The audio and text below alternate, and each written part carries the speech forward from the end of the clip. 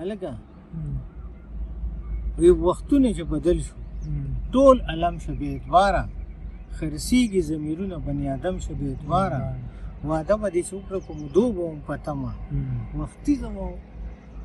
وختي ماښام ځم کور ته ستا قسم شو بې اعتباره وختي ځم اوس کور ته ستا قسم شو بې اعتباره او پخوا به مې حیا اوښکو محفل کې څه ساتله